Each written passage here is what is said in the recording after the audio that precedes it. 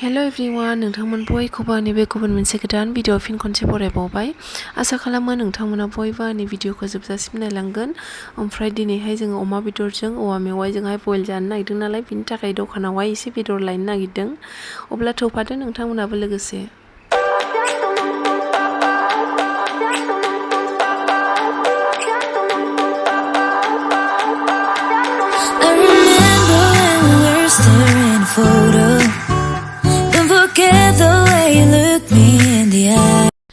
ना दखानावहाय फैबाय लोगोफोर, जोङो ना लानानै थांनोसै एसे। ओमफ्रायहाय बियो मोजां नङामोन नाया, बिनि थाखायनो जों बेखौ लायाखिसै। नै बेहाय ना थेंगोना दङमोन मोजांनो, ओमफ्राय बेखौ लाबाय, सायनानै हरखाबाय दखानदाराबो।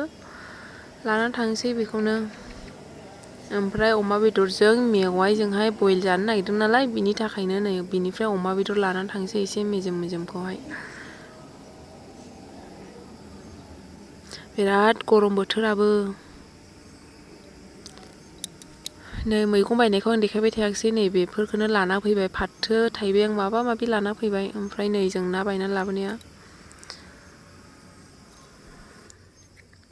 नै अमा बेदरखौ रुनानै लाग्रोबाय, मोजां सुनानैहाय रुबाय। दा संनोसै लोगोफोर, नै दैखौ सर' होबाय। नायलांबाय थादो बिदिब्ला माब्रै सङो।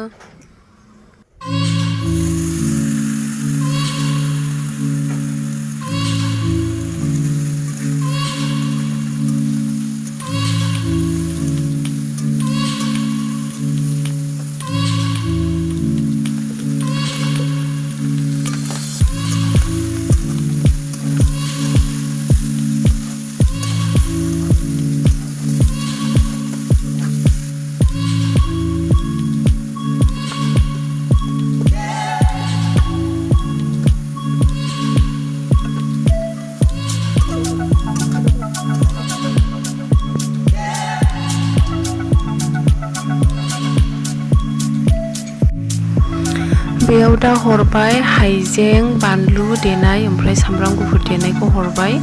बेयाव दा हालदै होआ लोगोफोर, मानो होनोब्ला बयलसो जागोन नालाय, बेयावहाय हालदैबो होआ, थावबो होआ।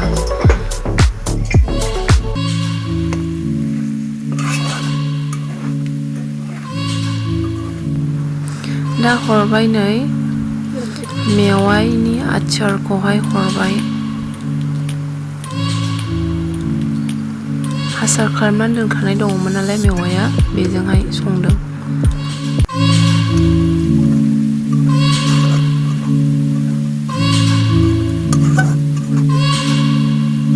आरो नै बे दा जाहैबाय औवा मेवाइ फोराननानै दोननाय, बेखौहाय हरबाय।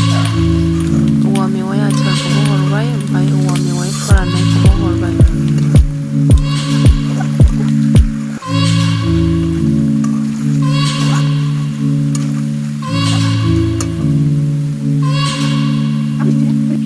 दा नै लोगोफोर, हालदै होआखै नालाय, बिनि थाखायनो बे बानलु गोमोनखौहाय देनानै हरबाय। दा बे बानलु गोमोनखौ हरनायखायनो बेयो दा हारसिंनो गोजा कालार जाखासिगोन। हालदै होनांलाया लोगोफोर। बयल जायोबा बेबायदि खालामनानै जाबानो जाबाय नोंसोरबो, बिराद गोथाव जायो।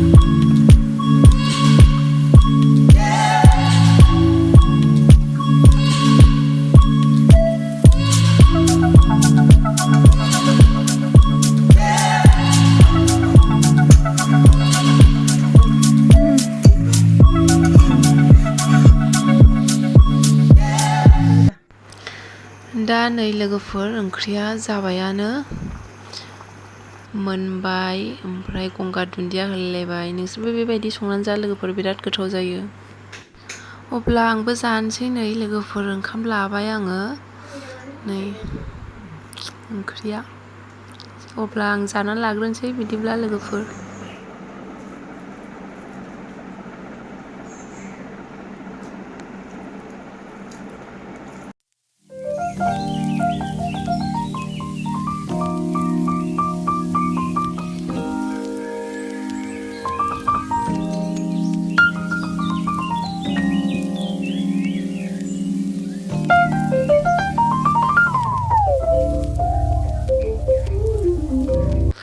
दायो बेलासिबाय लोगोफोर, नै थाइजौ खानो फैदों जोङो।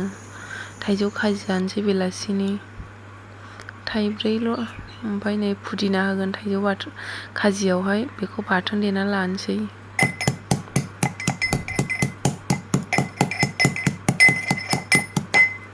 थाइजौ खाजियावहाय पुदिना होयोब्ला गोथावसिन जायो, बिनि थाखाय जोङो पुदिना होनानै लगायबाय। जानोसै अब्ला।